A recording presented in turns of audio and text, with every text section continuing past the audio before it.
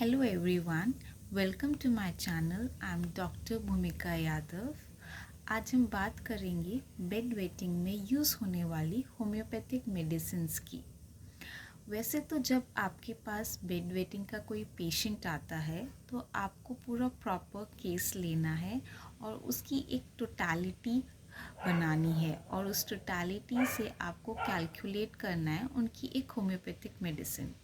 पर हर मेडिसिन का कुछ ना कुछ पेक्यूलियर पॉइंट होता है, तो वो आज हम डिस्कस करेंगे। तो सबसे पहले डिस्कस करते हैं मेडिसिन कॉस्टिकम। कॉस्टिकम में देखा जाता है कि इनवॉलेंट्री यूरिनेशन, जब भी वो पेशेंट स्नीज करेगा, कफ करेगा या बहुत ज़ोर से हंसेगा या नोज़ ब्लो करेगा तो उसे इनवॉलेंट्री यूरिनेशन हो जाता है।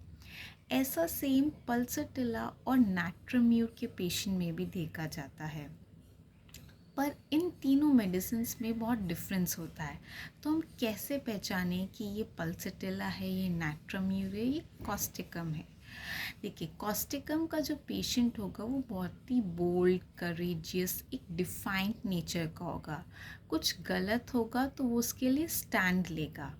जबकि एक पल्सटिला का जो पेशेंट है वो बहुत माइल्ड, जेंटल, बहुत ही इमोशनली सेंसिटिव, वो क्रेव करेगा कि उसको कोई अटेंशन दे, उसे प्यार करे, उसे रीअश्योरेंस दे बार बार।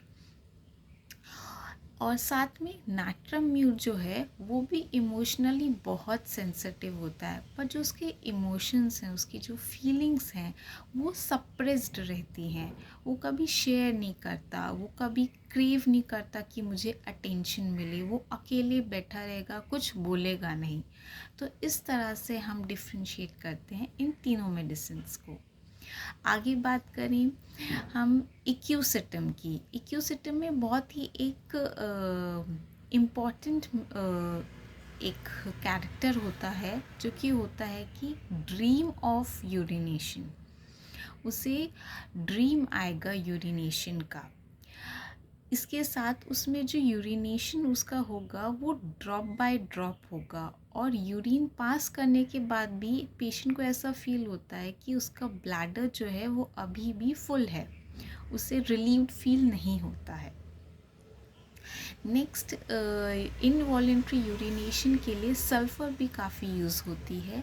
सल्फ़र में क्या देखा जाता है कि जो सल्फ़र का जो पेशेंट होता है वो बहुत थियोराइजिंग होता है, बड़ी बड़ी बातें करेगा। जो बच्चा होगा वो काफ़ी डर्टी लुकिंग होगा, और इनवॉलेंट्री यूरिनेशन के साथ साथ उसे बर्निंग होगा ड्यूरिंग यूरिनेशन।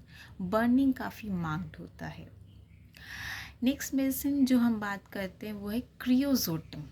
क्रियोजोटम में क्या होता है कि आपको इनवॉलेंट्री यूरिनेशन के साथ साथ जो यूरिन है उसमें बहुत ही ऑफेंसिव स्मेल आएगी।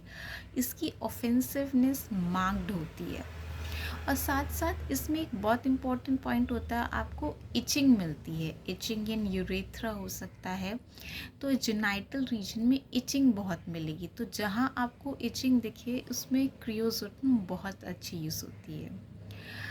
ऐसे बहुत सारी मेडिसिन्स हैं जो और बेड वेटिंग में यूज़ हो सकती हैं। मैंने कुछ इम्पॉर्टेंट मेडिसिन्स की बात करी है। अगर आपको कोई भी बेड वेटिंग या उससे कोई और रिलेटेड प्रॉब्लम है या कोई और हेल्थ इशू है जिसके बारे में आप डिस्कस करना चाहते हैं, तो मेरा व्हाट्सएप नंबर डिस्क्रिप्शन बॉक्स में अवेलेबल है, आप मुझे व्हाट्सएप कर सकते हैं। Till then, be happy, stay safe, stay healthy, and thank you for watching the video.